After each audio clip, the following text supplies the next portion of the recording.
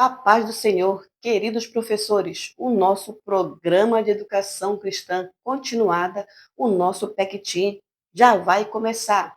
E já vamos começar a nossa pré-aula de estudo número 3. É a nossa escola dominical voltada para você, professor de adolescentes e pré-adolescentes. Então, que bom estar em sua companhia e vamos iniciar o nosso estudo de número 3. Como vocês sabem, nós estamos estudando aqui a nossa revista do livro de Ezequiel. Deus levantou um sentinela. Deus levantou um atalaia. Então, sempre lembre para o seu aluno que atalaia e sentinela, elas são palavras sinônimas, têm o mesmo significado. É como se fosse hoje, um vigia, que ele fica nos locais públicos para proteger aquele patrimônio lá e não deixar que furtem ou que depedrem, né? Ou façam outro tipo de situação naquele local. E ele vai alertar as autoridades para que, né, algo de pior não aconteça naquele local. Então, Ezequiel seria um atalaia, ou seja, um vigia espiritual para o povo de Israel. Então, fiquem ligadinhos aí. Então, o tema da lição de hoje é o juízo inevitável em Jerusalém. Olha aí, professor. O juízo inevitável em Jerusalém. Você vai explicar para o seu aluno o que é inevitável. Aquilo que não se pode, é aquilo que não se pode evitar. É aquilo que vai acontecer. Quando tem evitar e tem o inevitável. Evitar é quando eu posso evitar algo, que algo aconteça. Inevitável, não. Vai acontecer. E é justamente isso que esse tema aqui quer dizer. O juízo, olha aí, o juízo, a justiça de Deus, ela vinha sobre Jerusalém, tá? Então, esse é o nosso tema. O nosso versículo-chave está lá no versículo 6 desse capítulo 7 de Ezequiel, que diz assim: Vem o fim vem. Despertou-se contra ti, eis que vem. Esse é o nosso versículo-chave. A nossa verdade prática, professor, ela diz assim: a paciência de Deus tem limite. A paciência de Deus tem limite. O pecado insistente atrai juízo. Olha aí. O pecado insistente atrai o juízo, mas o arrependimento sincero traz restauração. Então, essa é a nossa verdade prática, e como eu já falei lá no começo, Ezequiel, capítulo 7, do versículo 1 ao 27, é o nosso capítulo de estudo durante a semana. Tá bom, professor? Só para lembrando você que vai estar aparecendo aí no vídeo, ou na minha direita ou na minha esquerda, os slides que você vai estar acompanhando a aula, tá bom? Professor, essa lição, ela tem 3 objetivos. Os objetivos é mostrar que o juízo de Deus é consequência natural da rebeldia humana. Destacar que religiosidade sem arrependimento não agrada a Deus. E alertar que a confiança em riquezas e aparências espirituais é inútil diante do juízo divino. Olha aí, confiar em riquezas e em aparências espirituais é inútil diante do juízo divino. Esses aí são os nossos objetivos, que vai estar todo inserido no conteúdo da história que você vai desenrolar com o adolescente. Não fique a dica, professor. Você vai interagir com ele. Você tem essa. Hoje, no caso, eu tenho essa opção da revista, que é uma conversa que você vai ter com o seu adolescente, que ela vai falar um pouco sobre o arrependimento e também as consequências de um pecado, que você vai perguntar para a sua turma. Você já viu alguém só se arrepender depois que as consequências chegaram? Essa é uma pergunta. E você vai esperar eles dizerem, falar algo e depois você vai entrar. Foi exatamente isso que aconteceu com Jerusalém. O povo achava que estava seguro mas Deus mostrou que o pecado cobra o seu preço. Hoje vamos aprender que é melhor se humilhar diante de Deus do que esperar o juízo chegar. Eu trouxe uma dinâmica para o seu aluno entender o que é arrependimento de verdade e o que é o falso arrependimento, tá bom? Eu trouxe aqui um prato e tem um pouco de água nesse prato aqui, professor. Tá aqui. Eu trouxe também aqui um pouco de orégano. E esse orégano eu vou colocar aqui, ó, dentro dessa água aqui que tá no prato. Coloquei. Tá aqui, ó. A água. Eu coloquei o orégano aqui na água desse prato aqui. Você também vai providenciar, professor, aqui um detergente líquido. Qualquer cor, pode ser qualquer cor. Você vai perguntar para o seu adolescente o que é arrependimento. E muitos deles vão, deixa eles falando, tal, né? Só que você vai pedir para um deles colocar o dedo e falar, olha, vamos supor que eu me arrependi, da boca para fora. Eu errei, eu fiz isso aqui, eu menti. Um exemplo, eu menti para o meu colega, né? Eu não falei a verdade para ele e isso causou um problema para ele lá. Só que eu tô falando da boca para fora que eu errei. Então, aí vamos supor que esse dedo aqui seja o seu arrependimento, mas que você não se arrependeu de verdade. Aí vamos supor, o orégano ele representa o pecado. Então, vamos ver se você se arrependeu ou não. Vamos ver se o pecado ele vai se afastar de você pelo seu arrependimento. Olha aqui. Aí eu pergunto para você, professor, esse orégano ele se afastou por completo? Não. O pecado ele continua aqui, né? Então, aquele adolescente ele não se arrependeu de verdade. Agora você vai chamar um outro adolescente, né? Aí ele vai falar sobre arrependimento, que é mudança. É que você reconheceu o seu erro, é você falar que você não tinha prazer naquilo que você fez e que você não vai fazer mais. Então, isso é arrependimento, é mudança, mudança. Aí o detergente, tá aqui, olha, ele vai simbolizar justamente esse arrependimento na sua vida. Você vai melar bastante aqui, ó, o seu dedinho com detergente. Aí, olha o que acontece quando a pessoa se arrepende de verdade. Olha aí, professor. Hum, observe aqui que foi bem mágico. O pecado, ele se afastou. Viram aí essa dinâmica? Então, aqui houve o arrependimento sincero. E o anterior, ele não foi um arrependimento sincero, porque não houve mudança na vida daquela pessoa. Aí sim você vai usar essa dinâmica aqui para justamente retratar a história de hoje, né? Porque o que fala aqui nessa, não fica a dica, né? Foi exatamente isso que aconteceu com Jerusalém. O povo achava que estava seguro, mas Deus mostrou que o pecado cobra seu preço, né? Então hoje vamos aprender que é melhor se humilhar diante de Deus do que esperar o juízo chegar. Porque o povo ele não quis se arrepender, ele não quis se humilhar, não quis se voltar para Deus. Então, por conta disso, o juízo de Deus chegou, tá? Então, essa dinâmica é bem apropriada para a introdução dessa lição. Então, a nossa introdução ela diz assim: o livro de Ezequiel, no capítulo 7 ele trata-se de uma mensagem dura e pesada que Deus mandou ao povo. O fim chegou para Jerusalém.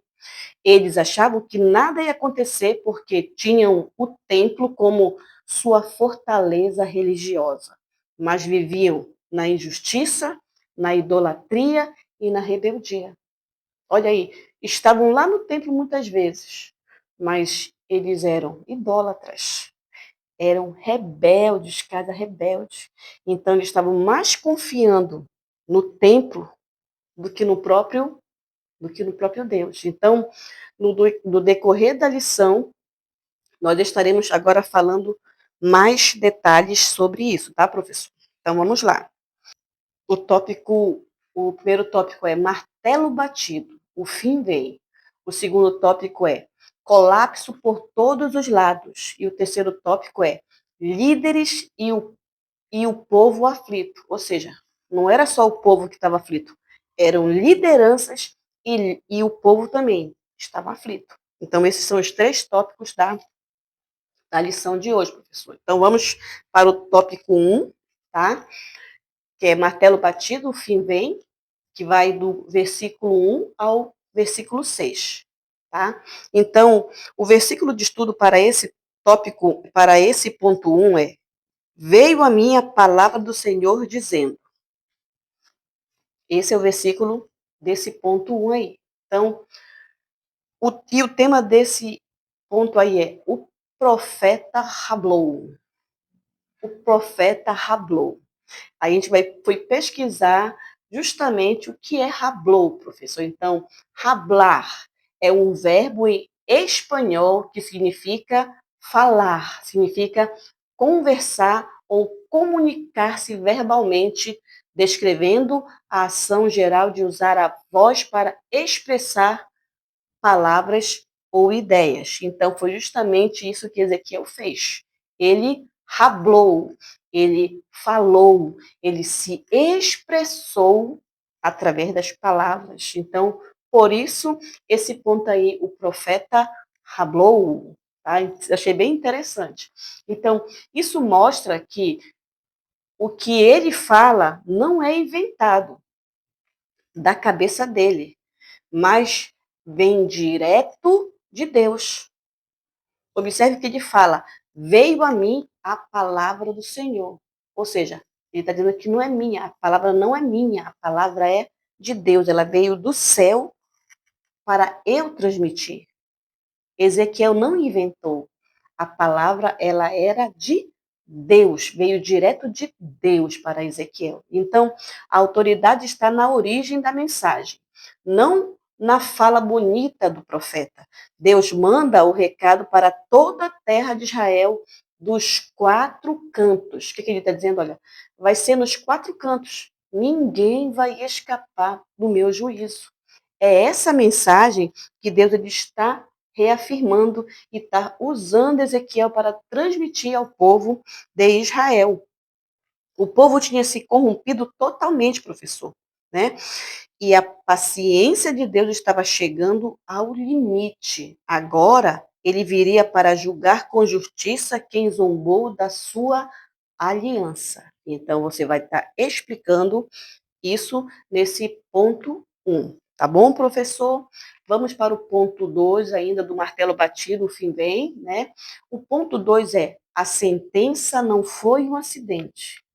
A sentença, ela não foi um acidente. E o versículo para esse ponto é o versículo 3. Diz assim: agora vem o fim sobre ti. Enviarei sobre ti a minha ira e te julgarei segundo os teus caminhos, e porei sobre ti todas as tuas abominações. Olha o que está falando aqui, eu te julgarei segundo os teus caminhos, ou seja, eu te julgarei segundo as tuas ações, segundo as tuas atitudes. Porque fala aqui, ó, porque todas elas são abominações, porque todas elas desagradam a minha presença. É isso que Deus está falando através de Ezequiel ao povo de Jerusalém. Então, nesse ponto, professor, o Senhor ele vai direto ao ponto. Olha aí no slide. Agora vem um fim sobre, olha aí, vem um fim sobre ti. Olha aí. Agora vem o fim sobre ti. O juízo já estava a caminho. O juízo já estava, olha, no caminho. Ele não estava indo, ele estava já no caminho já, professor, né? A paciência dele acabou porque o povo insistiu no pecado. Olha aí. O povo insistia no pecado, eles seriam julgados conforme os seus caminhos. Como eu falei lá no começo, eles iriam ser julgados segundo os caminhos, ou seja, segundo as maldades dele, né? E quais eram essas maldades? Qual eram esses maus caminhos? Era idolatria, injustiça, era falsidade. Então o povo ele iria colher aquilo que ele plantou. Voltando novamente e lembrando da lei da semeadura, aquilo que eu planto é aquilo que eu vou colher, tá? Então você dá mais uma ênfase nessa parte aí. Vamos para o tópico 1 ainda, e temos ainda o último ponto desse tópico 1, que tem como tema aí mais veloz do que se imagina. Mais veloz do que se imagina. E o nosso versículo é o versículo 6 aí para esse ponto. Vem o fim vem, despertou-se contra ti, eis que vem. Olha aí, professor, vem o fim vem, despertou-se contra ti, eis que vem. Ele também vai estar destacado aí no telão para você estar acompanhando. Então, o que quer dizer esse versículo, professor? Ezequiel não enrola e entrega a mensagem. Ele não fica fazendo rodeios, ele vai direto ao ponto. E isso é importante. Muitas vezes nós queremos, por conhecer, às vezes, a pessoa que está errada, e às vezes Deus está pedindo para a gente ali levar aquela mensagem de confronto para ver se há uma mudança na vida daquela pessoa. E pelo fato de a gente conhecer, às vezes ser amigo, gostar da pessoa, a gente às vezes quer amenizar a palavra, quer levar a palavra bonita, e às vezes quer tira algumas coisas porque acha que vai machucar. E não foi isso que Ezequiel fez. Ele foi direto ao ponto, ele não ficou enrolando e ele entregou a mensagem pura de Deus para o povo de Jerusalém, tá? Vem o fim vem. Ele não falou assim, talvez venha o fim, não. Vem o fim, ele estava afirmando que viria. Ele estava afirmando, então Deus não estava blefando. O juízo era certo e não dava mais para adiar. Olha aí, o juízo era certo e não dava mais para adiar. O profeta não enrola, ele vai direto ao ponto da mensagem. Então, o povo de Israel pensava que estavam seguros porque tinham um templo e seus rituais rotineiros. Eles quebravam continuamente a aliança. E a mensagem era clara. O juízo vem para quem insiste em ignorar a voz de Deus. Então, olha aí, professor, né? Muitas vezes, você vai ter que explicar aí para ele também. E às vezes nós vamos para a igreja por, muitas vezes, de uma forma automática. Hoje é quarta-feira, hoje tem culto, eu vou para a igreja. Hoje tem escola dominical, eu vou para a igreja. Muitas vezes, às vezes, nós estamos indo no automático. E era justamente isso que estava acontecendo com o povo. Eles já não estavam mais assim realmente servindo a Deus com um coração sincero. Eles estavam apenas ali porque tinham o templo, mas os seus cultos, eles eram rotineiros e vazios da presença de Deus. E isso é um cuidado que nós temos que ter, é um alerta para nós, né? Romanos fala que nós precisamos é, oferecer a Deus um culto racional, um culto consciente, dedicar a Ele o nosso tempo, a nossa vida, os nossos pensamentos naquele momento de adoração a Deus. E era isso que o povo já tinha se perdido, na verdade, lá no meio do povo. Então, eles estavam quebrando continuamente a aliança com o Senhor, né? Então o juízo ele vem para quem insiste em ignorar a voz de Deus. Então esse foi o término do tópico 1. Vamos entrar agora no tópico 2, acompanhe aí no telão. colapso por todos os lados. Caos religioso, o nosso ponto 1. Observe aqui que nesse tópico 2 você vai ver colapso por todos os lados. Está falando por todos os lados é porque vai ser no lado religioso, no lado social e no lado econômico.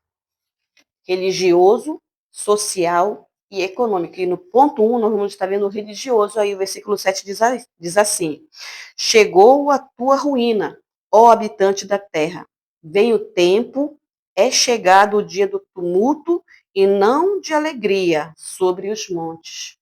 Então, nesse tópico 1 aí, professor, nesse ponto 1, olha o que diz aqui. Ezequiel lhe avisa que o dia do tumulto chegou, que é esse dia do Senhor. O dia do tumulto chegou e não é somente uma confusão isolada, é o caos total. É só a gente lembrar do que aconteceu há 5 anos atrás aí, né? Uma pandemia, uma doença que veio e ela afetou todos os aspectos da nossa nação, né? Social, o econômico e o religioso também. Então, observe o que aconteceu aí, né? Colapso por todos os lados. Então, os montes onde o povo adorava, até os lugares sagrados iam virar cenário de desespero. Então, ela diz aqui, os montes onde o povo adorava, os lugares sagrados, iam virar cenário de desespero. Deus estava mostrando que religiosidade sem obediência não salva ninguém. Tinha muitos lugares de adoração nos montes. E não era só o povo de Deus que fazia isso. Também esse próprio povo de Deus, junto com os outras nações, subiam para adorar ídolos. E eles subiam para adorar não só a Deus, eles se corrompiam e também praticavam idolatria. Então, justamente, Deus estava aqui mostrando que religiosidade sem obediência não salva ninguém. O povo achava que o dia do Senhor seria vitória. Ai, o grande dia do Senhor. Mas vitória não seria. Dessa vez, o juízo ia começar pela própria casa de Deus. Deus não estava falando que ele ia castigar os babilônios. Viria sentença sobre a Babilônia. Mas Deus iria primeiro castigar o seu próprio povo por causa da sua rebeldia. Porque eles estavam vivendo uma religiosidade superficial. Não era sincera de coração. E Deus estava cobrando isso do povo de Israel. Entenderam? Próximo ponto é caos social. O versículo 11 diz assim: a violência se levanta como vara da perversidade. Nada restará deles, nem da sua riqueza, nem do seu tumulto, nem da sua glória. Esse versículo, ele vai embasar esse segundo ponto, né, caos social. Então, ela diz aqui, o povo plantou violência e agora ia colher o mesmo.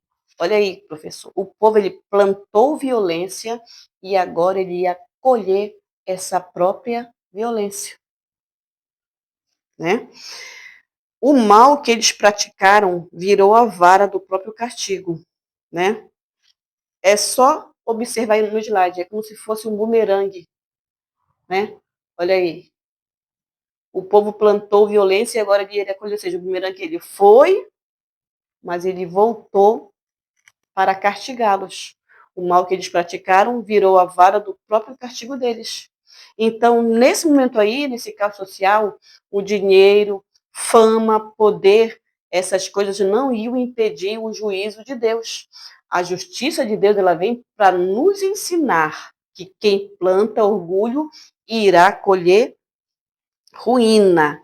Quem planta orgulho irá colher ruína. Eles usaram a bênção para se exaltar e o resultado foi a queda.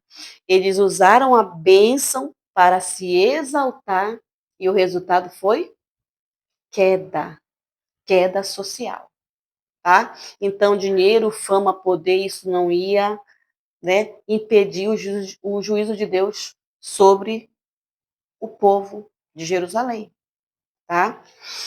O terceiro ponto desse tópico 2, né, do colapso por todos os lados, o terceiro ponto agora é o caos econômico.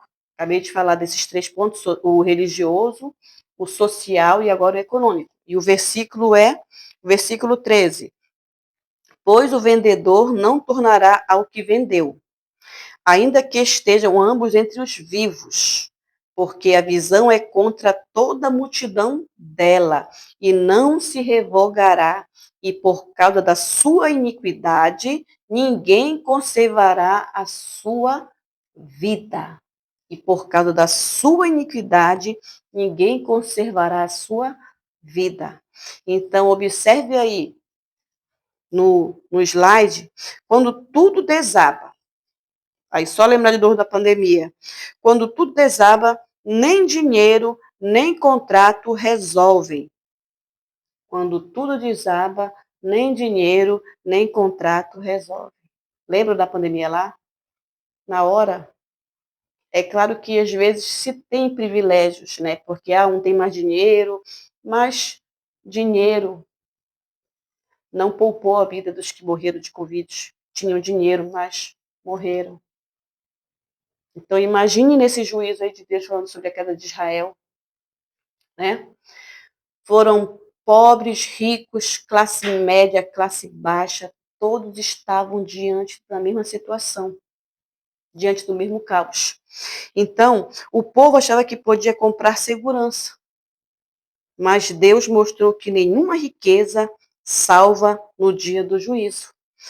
O caos era tão grande que quem vendia e quem comprava estavam no mesmo barco, afundando juntos. Ou seja, o pobre e o rico, se tivessem na mesma situação, lá na mesma situação, iriam afundar juntos. Era isso que Deus estava falando, né? O caos era tão grande, né? Tudo aquilo que virou ídolo caiu por terra. Só quem se arrepende de verdade encontra a vida. Só quem se arrepende de verdade encontra a vida. É só lembrar da dinâmica que eu falei. Coloque lá o detergente lá e você vai ver que quem se arrepende de verdade, o pecado, ele se afasta. Porque na pessoa houve mudança de atitude, né? Então, esse foi o nosso tópico 2. Vamos para o tópico 3, que é líderes e povo aflitos. Líderes e povo aflitos. O nosso ponto 1 aí é vergonha exposta. Vergonha exposta. O versículo 18 diz assim, professor: e cingir-se-ão de pano de saco, e os cobrirá de o tremor. E haverá vergonha sobre todos os rostos e calva sobre todas as cabeças. Então, o que é que nos diz aqui esse tópico, nesse ponto? O povo que antes andava se achando, agora está em puro desespero. O povo que antes, né, andava se achando, agora está em puro desespero. Ou seja, o povo era orgulhoso, né? Nariz empinado lá, e agora era um povo que estava com vergonha. O orgulho se transformou em vergonha. A força que eles esboçavam se transformou em fraqueza, porque a vergonha estava sendo exposta, o pecado deles estavam sendo expostos ali, né? E a verdade, professor, que eles não estavam ali realmente, na verdade, eles não estavam ali eles não estavam arrependidos. Eles estavam com medo. Mas medo, sabe do quê? Do castigo que viria sobre eles. Não era porque eles estavam arrependidos, não. Era medo do castigo que viria sobre eles. Então, muitos choram pelas consequências do pecado. Muitos choram porque o pecado trouxe algo de ruim na vida deles, mas não porque eles pecaram. E hoje você tem que explicar isso para eles, porque hoje está faltando temor na vida de muitos cristãos. E às vezes eles estão lá servindo a Deus, estão lá no mundo praticando coisas que não condiz com a palavra, e para eles muitas vezes está tudo bem. Está tudo bem. Eles estão achando que está tudo normal, mas não está. Não está. Então eles precisam entender os preceitos, a lei do Senhor e precisar seguir o que a lei de Cristo nos fala e não praticar coisas erradas. Isso é fato, professor. Eles precisam entender isso, tá? O nosso ponto 2 é: nem todo recurso do mundo. O versículo 19 diz assim, professor: a sua prata lançarão pelas ruas, e o seu ouro será como coisa imunda. Nem a sua prata, nem o seu ouro os poderá livrar do dia do furor do Senhor. Eles não saciarão a sua fome, nem lhes encherão os ventres, porque isso serviu de tropeço para a sua maldade. Observe aí no slide, eu coloquei aí, olha, prata e ouro, ou seja, aqui Deus falou, olha, a tua prata e o teu ouro não vão servir de nada, serão como imundície, serão como lixo naquele dia, no dia do Senhor. Nada disso vai matar a fome, nem segurar o juízo de Deus. Olha o que ele está falando aí, né? Eles usaram as bênçãos para se afastar de Deus. Eles usaram as bênçãos para se afastar de Deus, né? E não para honrá-lo. Eles ganharam bênçãos para se afastar de Deus. E o certo é você receber a bênção e, através dessa bênção, você honrar a Deus, né? Às vezes Deus ele te dá algo e você muitas vezes aí você não percebe que esse algo que ele te deu, você está desonrando ele e não honrando. Então nós precisamos também ter cuidado com as bênçãos espirituais, com as bênçãos materiais que nós recebemos, e com essas bênçãos nós precisamos honrar a Deus e não nos afastar dele. Porque muitas vezes tem pessoas que estão sendo abençoadas e quando elas recebem a bênção, elas se afastam de Deus. Porque queriam só a bênção, não queriam o abençoador, o dono da bênção. Então é mais uma coisa que nós precisamos explicar para os nossos adolescentes.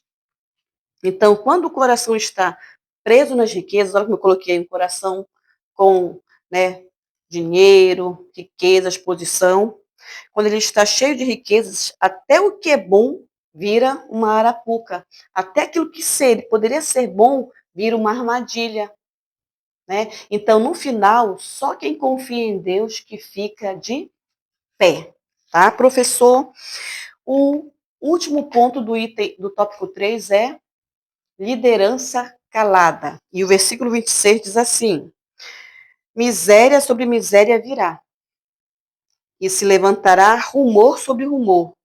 Então buscarão do profeta uma visão, mas do sacerdote perecerá a lei, e dos anciãos o conselho. Eles vão procurar, mas não terá. Então, olha aí, por quê? Os líderes vão estar perdidos. Muitas vezes os nossos líderes, eles, eles são aqueles que nos direcionam, né? Que nos fazem estarmos ali concentrados, né? Os profetas já não estão recebendo mais visão de Deus. Por quê? Por quê? Porque estão em pecado. Os sacerdotes, olha aqui, sem lei e anciãos sem direção, ou seja, líderes perdidos, profetas sem visão, sacerdotes sem lei e anciãos sem direção. E cada um desses eles tinham uma posição, eles tinham uma função, só que agora eles estavam lá, mas não estavam cumprindo o seu chamado. Ou seja, era uma liderança que estava calada, né? Então, e porque também a presença de Deus já tinha ido o quê? Embora do meio deles. Olha aí, a presença de Deus foi embora. Então, quando não tem a presença de Deus, os líderes ficam perdidos, os profetas ficam sem visão, os sacerdotes, eles não ensinam mais a lei e os anciãos também ficam sem direção. E tem até um versículo que eu esqueci onde é o livro, que fala que quando não há profecia, o povo ele se corrompe. Mas por quê? Porque a presença de Deus, ela foi embora, né? Então, sem a palavra, não há rumo. Sem temor, não há liderança. E sabe qual é a única esperança, professor? É um coração quebrantado que se volta para o Senhor. Essa é a única esperança. É um coração que se quebranta, que vai lá, que medita na lei do Senhor, que tem temor por essa palavra aqui, que aí consegue ter direção, e quando quebranta o seu coração, ele se volta para o Senhor. Então, isso é importante o seu aluno entender que ele precisa se voltar para Deus, viver a lei do Senhor e ser direcionado pela palavra de Deus. Aí sim haverá esperança, tá? Você finaliza, você manda real para os seus, né, para os seus alunos, que diz assim: a expressão o fim vem nos lembra que Jesus vai voltar. Só que naquele lá era juízo. E o Jesus vai voltar, ele está esperando um povo preparado, né? Um povo ligado para encontrá-lo quando ele voltar. Então, a expressão fim vem nos lembra que Jesus vai voltar. E isso acontecer, pode acontecer a qualquer momento. Então, nós precisamos ficar ligados e prontos para encontrá-lo quando isso acontecer. Tá bom, professor? Então, você vai finalizar com esse Mananda Real e depois você vem para as perguntas, nos responde aí.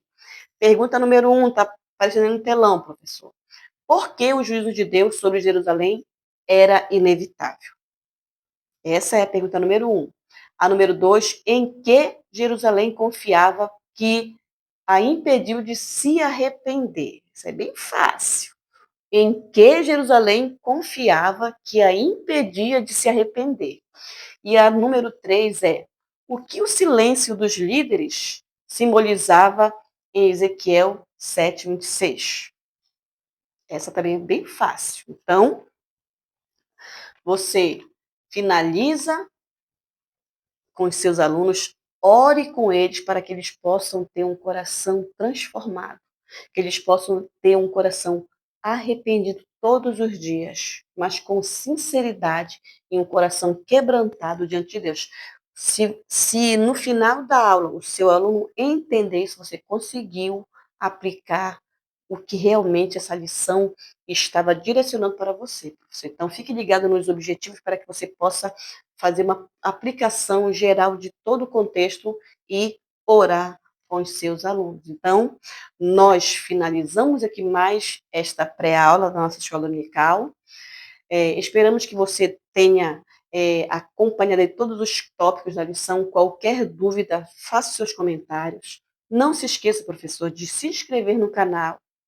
Não se esqueça de curtir os vídeos, que é muito importante. Às vezes tem 50, 70 visualizações, às vezes tem só 3 curtidas. Então, isso é importante você fazer para que o YouTube ele possa direcionar mais o nosso vídeo para outros professores também, para quem tem interesse nesses conteúdos na plataforma, tá? Então, se inscreva no canal, curta, compartilhe, tire as suas dúvidas fazendo seu comentário, assim nós vamos estar tendo essa troca, essa reciprocidade que é muito legal.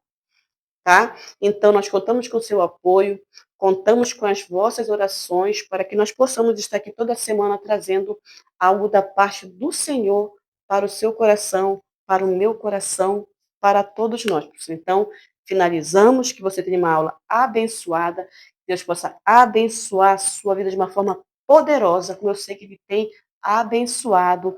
Fique na paz de Deus. Tchau, tchau.